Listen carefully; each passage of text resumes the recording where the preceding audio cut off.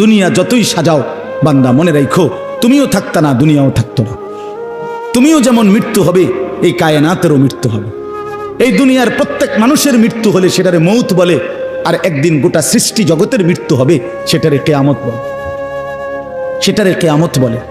কেউ থাকবে না, আল্লাহ কথাটা বারবার মনে করাইছে। তোমার যেমন মৃত্যু হবে, সৃষ্টি জগতেরও মৃত্যু হবে। ইযা সামাউন ফাতারাত ওয়া ইদাল কাওয়াকিবুন তাসারাত। আল্লাহ বলেছেন ইযা শামসু কুফিরাত। আল্লাহ তাআলা এভাবে বারবার বলছে ইযা সামাউন শাক্কাত, আসমান ভেঙে যাবে, চূর্ণ বিচূর্ণ হয়ে যাবে, তারকারাজি খসে খসে পড়বে, সূর্য চন্দ্র আলোহীন হয়ে পড়বে। আল্লাহ তাআলা বলেন ইদা রাজ্জাতিল আরদু রাজ্জা, জমিন পাউডারের মতো রেজা রেজা পাউডার হয়ে যাবে। আল্লাহ তাআলা বলছে পাহাড়গুলো তুলার মতো ধুলির মতো উঠতে থাকবে। আল্লাহ বলছে বান্দা একদিন আমি গোটা কায়নাত আমি শেষ করে দেব, আমার সংসার আমি গুছায় ফেলবো, আমার এই কায়নাত আমি আল্লাহ তাআলা ইসরাফিলের সিঙ্গার ফু দিলে আমি আল্লাহ তাআলা গুটিয়ে ফেলবো। এই কথাটাই আপনাদের সামনে এখানে আমি শুনাইতে চাই, এই অল্প একটু শুনে। আল্লাহ তাআলা এখানে এই কথাটাই তুলে ধরছেন কোরআনের বহু সূরায়, যে বান্দা এই সৃষ্টি জগৎ একদিন থাকবে না, কিয়ামত হবে, একদিন ইসরাফিল ফু দিবে। ইসরাফিল যেদিন ফু দিবে, কোরআনে এই বর্ণনাটা দুই ভাবে আছে। একটা হলো ইসরাফিল প্রথমবার ফু দিবে, আরেকটা হলো ইসরাফিল দ্বিতীয়বার ফু দিবে। ইসরাফিল মোট দুইবার ফু দিবে। প্রথমবার ফু দিলে জমিনের মধ্যে ভূমিকম্প শুরু হবে। আল্লাহ বলেন এই ভূমিকম্পটা গোটা পৃথিবী একসাথে, আমার সৃষ্টি পুরাটা একসাথে নড়বে। ইন্না জালজালাতাস সাআতি শাইউন আযীম। আল্লাহ বলেন বান্দা দুনিয়ায় বহু ভূমিকম্প তুমি দেখছো, তবে মনে রেখো কিয়ামতের ভূমিকম্প, ইসরাফিল ফু দিলে প্রথম যে ভূমিকম্প হবে, কিয়ামত সংঘটিত হওয়ার জন্য, গোটা সৃষ্টিটা ভেঙে চুরে যাওয়ার জন্য, সেটা হবে বড়ই ভয়ানক। সেটা বড়ই ভয়ানক। ইয়াউমা তারাউনাহা তাযহালু কুল্লু মুরদিআতিন আম্মা আরদাআত। কোরআন শরীফে আছে এই প্রথম ভূমিকম্প যখন শুরু হবে জমিনে, ইসরাফিলের ফু শুরু হবে, সব কিছু যখন ভাঙতে শুরু করবে, আল্লাহ তাআলা বলেন যে মা তার দুধের বাচ্চা কোলে দুধ খাওয়াচ্ছিল, ওই মা সন্তানকে ছুঁড়ে ফেলে দিয়ে পাগলের মতো ছুটতে থাকবে। ওয়াতাদাউ কুল্লু যাতি হামলিন হামলাহা, যে মায়ের পেটের বাচ্চা 10 মাস পূর্ণ হয়ে গেছে, এই আর ঘন্টা 2-4 ঘন্টা পরে বাচ্চাটা প্রসব হবে। আল্লাহর কসম, আল্লাহ কোরআনে বলছে সেই গর্ভধারিণী মা 10 মাস যে তার সন্তানকে গর্ভে লালন করেছে, ইসরাফিলের ফু দিলে জমিনের কম্পন যখন শুরু হবে, ভূমিকম্প, তখন এই গর্ভধারিণী মা এভাবে দৌড়বে, এভাবে ছুটবে, নিজের বাচ্চা নিজের থেকে খালাস হয়ে পড়ে যাবে, মা ফিরেও তাকাবে। ও তারা নাসা সুকারা, আল্লাহ বলে সমস্ত মানুষগুলো বাতালের মতো দৌড়তে থাকবে। এইভাবে সব কিছু কাঁপতে কাঁপতে সব কিছু কিছু দূর গিয়া গিয়া ভাঙ্গা ভাঙ্গা পড়বে, মুখ থুবড়ে পড়বে। তো আল্লাহ রাসূল সাল্লাল্লাহু আলাইহি সাল্লাম বলেন সমস্ত কিছু এই সৃষ্টি জগতের যা আছে আল্লাহ ব্যতীত সব কিছুই প্রথম ফুঁয়ের পরে কাঁপতে কাঁপতে ভূমিকম্পের মতো হয়ে জমিনের তলদেশে চলে যাবে। মাটির উপরে তখন একটি সুতা আর থাকবে না, আর কিছুই না। এই হলো কিয়ামত, প্রথম ফুঁ, প্রথম ভূমিকম্প। নির্দিষ্ট একটা সময় পরে আবার আল্লাহ তাআলা ইসরাফিলকে জীবিত করে আবার বলবেন আরেকটা ফুঁ দাও, একটি নির্দিষ্ট সময় পরে। সেই সময়টা কতদিন? হাদিসের একটি বর্ণনা থেকে, নবীজির একটা বর্ণনা থেকে মুহাদ্দিসিনে কেরাম বলছে এই দ্বিতীয় ফু আর প্রথম ফুর মাঝখানে, প্রথম ফুতে সব কিছু যখন কবরে চলে যাবে, তখন হতে পারে দ্বিতীয় ফু দিতে দিতে মাঝখানের সময় 40,000 বছর। আমার বন্ধু, আমার বাপ, আমার ভাই, রাত হইছে, কষ্ট সবাই করতেছেন, এতটুকু তো ভাবেন সর্বশেষ যেই লোকটা কবরে যাবে, শেষ হতে পারে তাকে কবরেই থাকতে হবে 40,000 বছর। তো এখন যারা মরতেছে তারা কবরে আছে আজকে কত বছর? নবীজি সাল্লাল্লাহু আলাইহি সাল্লামের জামানায় যারা মারা গেছে তারা আজকে কতদিন কবরে? ওই নূহ আলাইহিস সালামের জামানায় যারা মারা গেছে তারা আজকে কতদিন কবরে?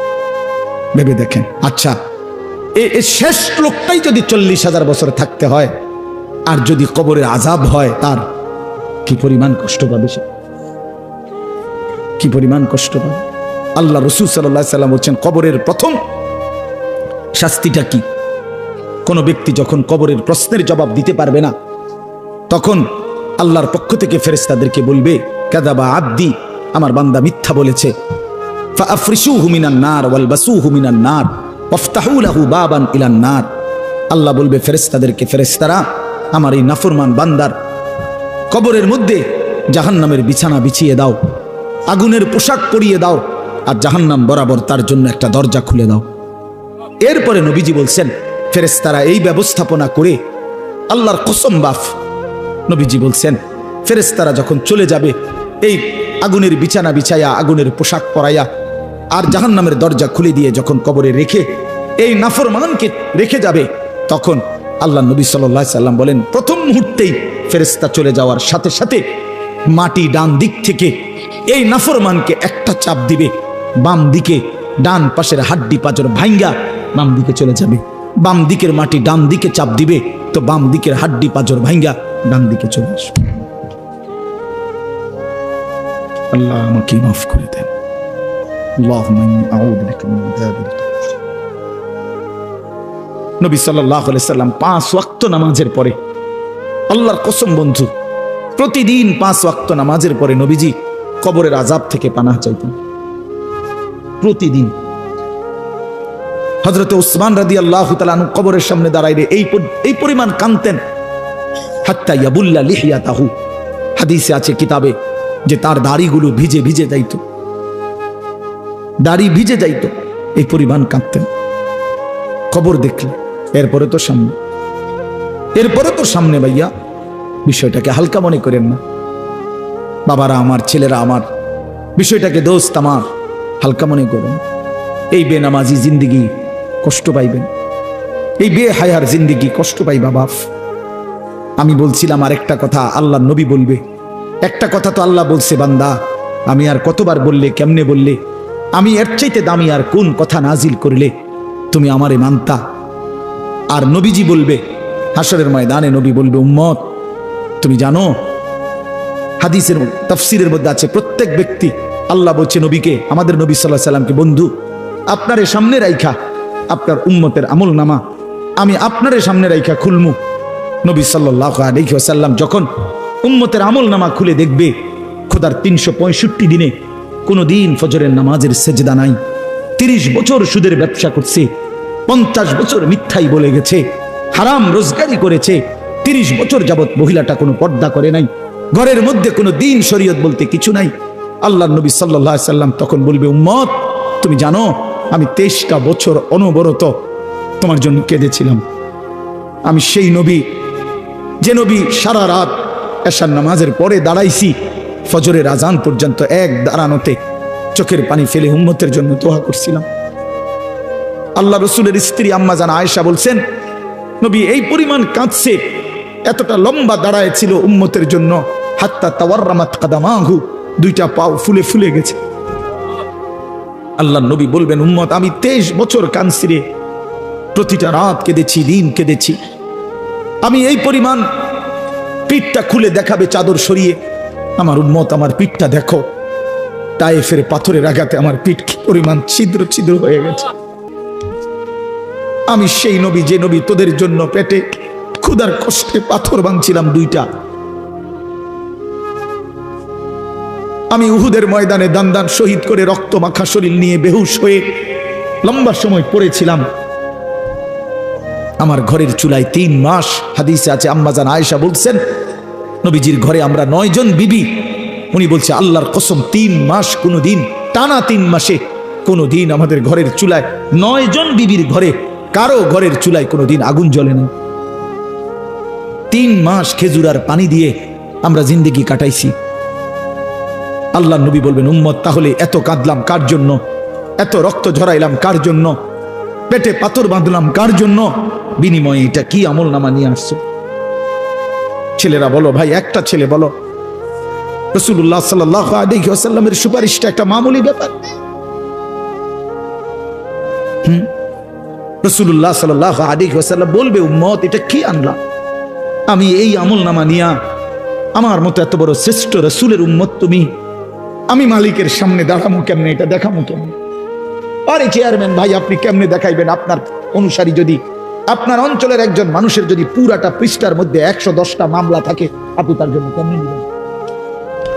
আপনি একজন উপরস্থ পদস্থ কর্মকর্তার কাছে আপনি কিভাবে সুপারিশ করবেন? বেটা তোর তো কিছুই নাই বেটা, শুধুই অপরাধ আর অপরাধ ছাড়া। তো এই বেচারা লজ্জিত হবে কিনা বলেন না কেন? তো নবী সাল্লাল্লাহু আলাইহি সাল্লাম বলবেন, উম্মত তুই আমার মতো শ্রেষ্ঠতম রাসূলের মাথাটা তো ছোট করে ফেললি, তুই তো আমার উম্মত, তুই এটা কি আনলা?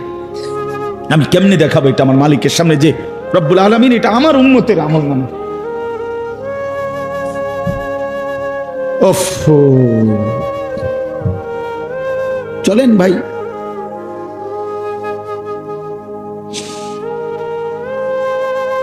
এই জন্য দোস্ত আমার, বন্ধু আমার,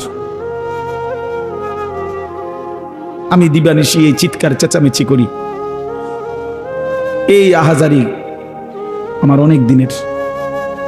মুসলমানের সন্তান ফিরবে, নওজোয়ানরা ফিরবে, মুসলমানের যুব সমাজ নামাজ পড়বে, আল্লাহরে চিনবে, এটাই আমার স্বপ্ন, এ আমার দিলের তামান্না। কারো প্রতি আলহামদুলিল্লাহ এখন আর দিলে শত্রুতা রাখি না, কারো বিরোধিতা, কারো প্রতি হিংসা করার কোনো সময়ও নাই, বিশ্বাস করেন, একদম সময় নেই, সময়ই তো না। আমি জুমার নামাজ পড়াইছি ঢাকা মোহাম্মদপুর আদাবর, আমার জুমা, ওইখান থেকে আমি জুমার পরে রওনা দিয়া মাগরিবের পরে রোয়াচালা বয়ান করছি, এশার একটু পরে ওই মুসাগারা বয়ান করছি, এরপরে এখানে এসে বয়ানে বসছি, শুধু অজু করছি, শুধু সময় বাঁচানোর জন্য মসজিদের খানাটা খাই নাই, হোটেলে, পথের একটা হোটেলে মদনপুর পার হয়ে আইসা অল্প কটা ভাত খাইছি। এটা বলার উদ্দেশ্য হলো কেরামতি বুজুর্গি বুঝানো না, আল্লাহর কসম বোঝানো হইল এই কথার ফিকির যে কাউরে প্রতিপক্ষ ভাববার কোনো দরকার নেই, কোনো দরকার নেই। আল্লাহ আমাদের সবাইকে বুঝ দান করেন। প্রতিটা ছেলের প্রতি আমার অনুরোধ, বাবা তুমি নষ্ট হইও না, তুমি বরবাদ হইও না। এক বন্ধুর খপ্পরে পইরা, একটা সামান্য মোবাইলের খপ্পরে পইরা, একটা দুষ্ট নারীর খপ্পরে পড়ে, মেয়ের খপ্পরে পড়ে চরিত্রহীন হইও না, চরিত্রহীন। আল্লাহ তাআলা মানুষকে যেই চাহিদা দিছে সেটা পূরণের বৈধ ব্যবস্থাও দিছে। মানুষকে আল্লাহ তাআলা তৃষ্ণা দিয়েছেন, তো তৃষ্ণা নিবারণের জন্য পবিত্র হালাল পানীয় আল্লাহ তাআলা দিয়েছেন। মানুষকে আল্লাহ তাআলা ক্ষুধার চাহিদা দিয়েছেন, তো হালাল খাবারও আল্লাহ তাআলা দিয়েছেন। তো মানুষের লজ্জাস্থানের যেই চাহিদা, শাহওয়াত, যৌন চাহিদা, এটা আল্লাহ তাআলা দিয়েছেন, তো এটা পূরণের জন্য হালাল স্ত্রী আল্লাহ প্রত্যেক পুরুষের জন্য ব্যবস্থাও রেখেছেন। কেন নষ্ট হইব? চরিত্রহীন হইবা কেন? উলঙ্গ ছবি আর নর্তকীর পিছনে জীবন শেষ করে দিবা কেন? কি দুঃখে বন্ধু নষ্ট হইলা বলো? অনেক ছেলে তো এখানে বসছো মাশাআল্লাহ, কিন্তু অনেক ছেলের চেহারা দেখলেই বোঝা যায় ভাইয়া নামাজ পড়ো না, চেহারায় সেজদার চিহ্ন নাই, দোস্ত আমার চিহ্ন নাই। আল্লাহ আমাদেরকে মাফ করে দেন। তো আল্লাহ তাআলা বলেন ইসরাফিলকে আল্লাহ দ্বিতীয়বার উঠাবে, উঠাইয়া বলবে ইসরাফিল আবার ফু দাও। এই আবার ফু দিলে এবার আবার জমিন কাঁপতে শুরু করবে দ্বিতীয়বার। তো প্রথমবার ফু দেওয়াতে জমিন কাঁপতে কাঁপতে সব কিছু কই গেছিল? নিচে, মাটির নিচে। মাটির উপরটা কি খালি, ফাঁকা না? এইবার দ্বিতীয়বার যখন ইসরাফিল ফু দিবে, মাটি কাঁপতে কাঁপতে ভূমিকম্প শুরু হলে এবার জমিনের সমস্ত কিছু, ভিতরে যেগুলো ছিল সব কিছু জমিনের উপরে উঠে আসবে একেবারে একটা সুতা সহ। গরু, ছাগল, মানুষ, জিন, স্বর্ণ, রৌপ্য, হীরা, মণি, মুক্তা, জহরত, সব সব সব, শুধু মানুষ না, একেবারে সব কিছু, একেবারে আদম আলাইহিস সালামের জামানা থেকে ইসরাফিলের ফু পর্যন্ত যত কিছু মাটির তলে গেছে সব মাটির উপর উঠে আসবে। ইদা জুলজিলাতিল আরদু জিলজালাহা, আল্লাহ তাআলা বলেন এই দ্বিতীয়বারের ভূমিকম্প জমিনে যখন হবে, ওয়া আখরাজাতিল আরদু আসকালাহা, জমিন তার তলদেশ থেকে তার ভেতরে যা কিছু বোঝা জমিনের মধ্যে ছিল সব কিছু সে জমিনের উপরে তুলে দিবে। তুলে দিলে তখন তাফসীরের মধ্যে আছে এই যে স্বর্ণ, রৌপ্য, মণি, মুক্তা, টাকা পয়সা, হীরা, জহরত, অর্থ সম্পদ, এগুলোর স্তূপ থাকবে। আশ্চর্য কথা শোনেন, সরাসরি হাদিসে আছে, নবীজি বলছেন এই স্বর্ণ, রৌপ্য, মণি, মুক্তাগুলো তখন আল্লাহর কুদরতে কথা বলবে। এইগুলা, এই অর্থ সম্পদগুলা, মানুষের যে অর্থ সম্পদ, এগুলো কথা বলবে। কি কথা বলবে? চোরেরে ডাক দিবে, আইনা সারিক, এই চোর, এদিকে বাটফার, এদিকে এই সম্পদের জন্য চুরি করেছিলি, আজ যা দরকার নেই। আইয়ুহাল কাতি', এই ডাকাত এদিকে, এখান থেকে নে, এই সম্পদের জন্য ডাকাতি করছি, নে এখন নে। সরাসরি হাদিস আছে, রাসূলুল্লাহ সাল্লাল্লাহু আলাইহি ওয়াসাল্লাম বলছে, এই অর্থ সম্পদ ডাক দিয়া বলবে, হে আত্মীয়তার সম্পর্ক ছিন্নকারী বেঈমান, এদিকে এই সম্পত্তির জন্য আপন ভাইকে বঞ্চিত করছিলি, আপন চাচাকে বঞ্চিত করছিলি, আপন ভাতিজারে বঞ্চিত করছিলি, এর জন্যই আত্মীয়তার সম্পর্ক ছিন্ন করেছিলি, এখন নে যা লাগবে নে, হারাম করে এখন নে, সুদখোর কত টাকা দরকার তোর এখন নে। আল্লাহর কসম, মানুষ পাগল হয়ে যাবে, অবাক হয়ে যাবে। আর এটা কি? এই এরপরের আয়াত, ওয়াকালাল ইনসানু মা লাহা, লোকেরা বলবে এটা কি হলো, আরে এটা কি কারবার, এগুলো কথা কয় কেমনে, এগুলো কয় কি, এগুলা মানুষ সব অবাক হয়ে যাবে, বলবে একে অপরে, মা লাহা, জমিনের কি হলো, এগুলোর কি হলো, এগুলো কথা বলছে কেন, এগুলো কি বলতেছে এগুলো? অর্থাৎ কেউ তো কিছুই নিবে না, নিবে কিছু, কথা বলেন না কেন কারো কোনো। তো এবার আল্লাহ বলেন, ইয়াউমা ইদিন তুহাদ্দিসু আখবারাহা, আল্লাহ বলে, বান্দা অর্থ সম্পদগুলো কথা বলছে দেখে অবাক হইলা, এখনো না দেখবা আসল খেলা, এখনো না দেখবা মেন খেলাটা, যে এখন দেখবা তোমার পায়ের নিচের জমিন, তোমার পুরা জিন্দেগির ভালো মন্দ সমস্ত কিছু তোমার সামনে আমি আল্লাহর সামনে বলে দিব। এখন শুনবো, এই জমিন তোমার ভালো মন্দ কথা বলবে। ইয়াউমা ইদিন তুহাদ্দিসু আখবারাহা, তোমার প্রতিটা মিনিট সেকেন্ড একাকী প্রকাশ্য, ঘরে বাহিরে, লোকালয়ে, আলোতে, অন্ধকারে, রাত গভীরে, দিনের আলোতে, তুমি যা ভালো করেছো তাও বলবে, তুমি যা মন্দ করেছো তাও বলবে। রাত গভীরে তাহাজ্জুদের নামাজ পড়ছিলা, এই জমিন এখন বলবে, রাত গভীরে জিনা ব্যভিচার আর মদের আড্ডা, জুয়ার আড্ডায়, নারীর আড্ডায় পড়েছিলা, এটাও এখন বলবে। শুনবে, এখন শুনবে। তখন লোকেরা বলবে, হায় জমিন কেমনে কথা বলে, সম্পদ কেমনে কথা বলে। তো আল্লাহ বলেন, বিআন্না রাব্বাকা আওহা লাহা, এজন্য বলে যেহেতু আল্লাহ তাআলা আদেশ করেছে। আল্লাহ আদেশ করলে তার গোটা সৃষ্টি কথা বলে, তাহলে মূলত জিহ্বায় কথা বলে না, আল্লাহ আদেশ করলে গোশতের এই টুকরাটা কথা বলে। মানে যেই লোক, আপনারা কোনো বোবা দেখছেন, কথা বলেন না, বোবা মানুষ দেখছেন কখনো? তো বোবা মানুষের তো জিহ্বা নাই, ঠিক না? আছে না? আছে কিনা বলেন না? তো হে কথা কয় না কা, কথা বলে না কা কেন? মানে কথা বলে না কেন, মানে জিহ্বা তো আছে কিন্তু কথা বলে না কা? বুঝা গেল কি? আল্লাহর হুকুম হলে কথা বলে। যে কানে শুনে না, তার এখান দিয়ে এরকম কান নাই, তো হে শুনে না কান, তাহলে কানে দিয়ে শুনে না, আল্লাহর হুকুম হইলে শুনে। যে অন্ধ, সে তার কি এরকম চোখ নাই, তো হে দেখে না কা? মূলত আল্লাহর হুকুম হলেই চোখে দেখে, নাইলে দেখেন। তো ঠিক আল্লাহর হুকুম হইলে, গোশতের এই টুকরাটা যদি কথা বলতে পারে, আল্লাহর হুকুম হইলে গোটা সৃষ্টিও কথা বলতে পারে, গোটা সৃষ্টিও কথা বলতে পারে। এবার আসেন, এই শেষ, ইয়াউমা ইদিন ইয়াসদুরুন নাসু আশতাতাল লিয়ারাউ আমালাহুম, ফেরেশতারা সমস্ত মানুষকে দলে দলে দলে দলে গ্রুপ গ্রুপ করে ভাগ করে দিবে, আর এই ভাগে ভাগে লোকেরা নিজেদের পুরা জিন্দেগির আমলনামা দেখার জন্য, নেওয়ার জন্য নির্দিষ্ট জায়গায় যাবে। ফেরেশতারা বলবে, যান সামনে যান। সামনে গেলেই আপনার আমলনামা আপনি আপনার হাতে পাবেন, আপনি পড়বেন, আপনি দেখবেন, যান ওইখানে ফাইল দিতেছে, যান সবাই যান। এই দলে দলে মানুষ যাবে। এইবার আমলনামা যখন হাতে দিবে, আল্লাহ তাআলা বলেন, ফামান ইয়ামাল মিসকালা যাররাতিন খায়রান ইয়ারা, এক বিন্দু ভালো যে করেছে সে তাও দেখতে পাবে। ওমান ইয়ামাল মিসকালা যাররাতিন শাররান ইয়ারা, এক বিন্দু মন্দ যে করেছে সে তাও দেখতে পাবে। প্রতি সেকেন্ড, প্রতি ঘন্টা, প্রতি মিনিট, প্রতি মুহূর্ত, প্রতি লামহা, প্রতি জাররা সে দেবে। জাররা এই শব্দটা হলো কোরআনের, এই শব্দটা একটি এতটুকু পরিমাপ তাফসীরের মধ্যে লিখছে, লা জিনাতা লাহা, যেটার কোনো ওজন হয় না, মাপলে কোনো ওজন আসে না, এত সামান্য। মানে এটা 100 গ্রামও না, 1 গ্রামও না, 1 গ্রামও না, 1 গ্রামের অর্ধেকও না, অর্ধেকের অর্ধেকও না। এটা অণুও না, পরমাণুও না, এটা ইলেকট্রনও না, নিউট্রনও না, প্রোটনও না, কিচ্ছু।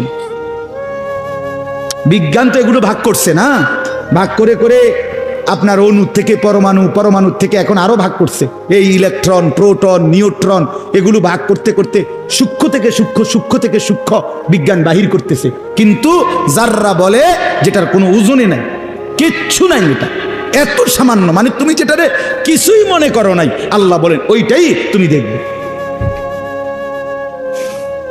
ওইটাই দেখবে।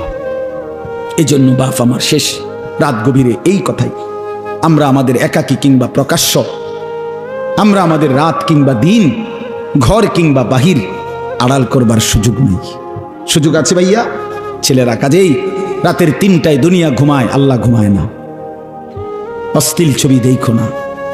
রাতের 3টায় মা ঘুমায়, বাবা ঘুমায়, মালিক ঘুমায় না। রাতের 3টায় মহল্লাবাসী ঘুমায়, কিন্তু আল্লাহ ঘুমায় না। আলাম ইয়ালাম বিআন্নাল্লাহা ইয়ারা, আল্লাহ বলে বান্দা তুমি জানো আমি কিন্তু সারাক্ষণ তোমাকে দেখি। কতক্ষণ? কতক্ষণ? আল্লাহ দেখেন কখন? সারা। এই জন্য আমরা প্রত্যেকে ইনশাআল্লাহ নিয়ত করি যে আমরা আমাদের আখিরাতকে ভাববো, ফিকির করব। আখিরাতের আশায় গুনাহ ছেড়ে দেন, আল্লাহর নাফরমানি ছেড়ে দেন, হালাল পথে জিন্দেগি চালান। একটু কষ্ট হলেও চলে যান, পার হয়ে যান। ऐसे रहे या वैसे रहे वहां देखना फिर कैसे रहे। বুজুর্গরা বলে এই দুনিয়ায় এমনি থাকো আর এমনি থাকো, কাইট মাইট হইয়া চিত্তিয়া মিথ্যা উঠতে যা। আসল দেখার বিষয় হলো ওয়াহা কেসে রাহে, সেখানে কেমন থাকবা, এটা হলো দে। এটা শেষ হয়ে যাবে। আজ রাত যার বাসর রাত, তারও ভোর হবে। আজকের রাত যার জেলখানায় ফাঁসির রাত, তার রাতও কি হয়ে যাবে? অট্টালিকার মানুষটাও মরে যাবে, জীর্ণ কুঠিরের মানুষটাও মরে যাবে। কোনোদিন দুঃখ যে দেখে নাই সেই সুখী মানুষটাও কবরে চলে যাবে। কোনোদিন সুখ যে দেখে নাই সেও মরে যাবে। আমিও না, আপনিও না, বাবাও না, সন্তানও না, মাও না, কেউ না, কেউ থাকবে না, কেউ না, কেউ না। আজকে আমরা কবরবাসীদের স্মরণ করে দোয়া করি, এই আগামী 20 বছর 30 বছরের মাথায় আমাদেরকে স্মরণ করে, আমাদেরকে কবরবাসী মনে করে, আমাদের পরবর্তীরা মনে করে। এই না জিন্দিগি? কথা বলেন না, এই না জিন্দিগি? এই জন্য আমরা ইনশাআল্লাহ সবাই মিলে ফিকির করি নিজের ভালো, নিজের কল্যাণ। এতটুকু যদি কারো বিবেক না থাকে ভাইয়া, তো সে বুঝলো কি? এজন্য নিজের ভালো দেখেন। ওয়ালা তুলকু বিআইদিকুম ইলা তাহলুকা, আল্লাহ বলছে বান্দা নিজেরে নিজে ধ্বংসের দিকে ঠেলে দিও না, নিজের এত বড় ক্ষতি করো না বান্দা। এই পৃথিবী তুমি গেলেও থাকবে। এই আমরা যারা মনে করি, হ্যাঁ অনেক বয়স্ক মাঝ বয়সী লোক আছে, আমি থাকতে যদি আমার জিফুট্টিরে একটু ঘর দুয়ার, জাগা জমি, দলিল টলিল একটু লাইন ফাইন করে দিয়া যাইতে না পারি, আমি মরলে তারা কেমনে চলবো, কেমনে খাইবো? হেবড়া কয় চা দোয়ানে বইয়া বইয়া, হেবড়া কেমনে চলবো তারা? না চাচা, আমনে মরলে আর পৃথিবীতে কামাই রোজগারি উপার্জন সব বন্ধ হয়ে যাবে। আমনে শেষ কামলা, পৃথিবীর শেষ কামলা আমনে। আমনে মরার পরে মানুষ সব আপনার জিফুট বহন খাইব চা দিয়া বিজাইয়া। না ভাত তরকারি তো নাই, আমনে মরলে কি আর ভাত তরকারি আগে দিচ্ছে? আমনে মরলে ইট বালু সিমেন্ট ভাত তরকারি চাল ডাল এটি পৃথিবীর থেকে ফেরেশতারা নিবে। এটি কথা হইল? কোনো কথা বলেন, এটা কোনো কথা হইল? এই পৃথিবীতে আল্লাহ তাআলা যাকে হায়াত দিছেন তার জন্য রিজিকও রাখছেন। অতএব দয়া করে এই ভুল না করি। কেন সুদের টাকায়, কিস্তির টাকায়, হারামের টাকায় সন্তানকে আপনি উপার্জনের জন্য দুনিয়া, দেশে কিংবা বিদেশে কেন পাঠাইতে হবে? কে বলল আপনার? এই দায়িত্ব আপনার দিল কে? যে আমি বেটা জাহান্নামে গিয়া হইল তোরে বিদেশ পাঠান লাগবো সুদে টিয়া লইয়া, কিস্তিতে টাকা লইয়া। কেন বলেন না? এটা কোনো ইনসাফের কথা হইল? এটা পৃথিবীর কোন আইনে আছে না আল্লাহর কোন আইনে আছে? তো এটা কি? এটা হলো লুভি। লুভি আমনে এবার কলজাটা খুললা চান, এবার কলজার ভিতরে হলো লোভ। এই জন্য এবার কিস্তি লইছে, সুদ লইছে, ফুতেরে টাকার মেশিন বানাইয়া পাঠাইছে বিদেশে, যে তুই শুধু টাকা পাঠাইবি, তোর চাচা জমি বেচবো, তোর জেডায়ও জমি বেচবো, উত্তর দিকের ইন্ডিয়া 10 শতক বেচবো, শুনছি টাকা রেডি রাখতে হবে। নাই তো কি? নাই তো কে বললো আপনারে হারামের মাধ্যমে আল্লাহর নাফরমানি করে স্ত্রী সন্তানের সংসার সাজাইতে? এই সংসার সাজে না, এই সংসার বরবাদ হয়। আল্লাহ তাআলা আমাদেরকে বুঝ দান করেন। চলেন হালালের উপরে চলি, আল্লাহকে রাজি খুশি করে চলি, 5 ওয়াক্ত নামাজের মাধ্যমে জিন্দেগি কাটাই। বলেন আলহামদুলিল্লাহ।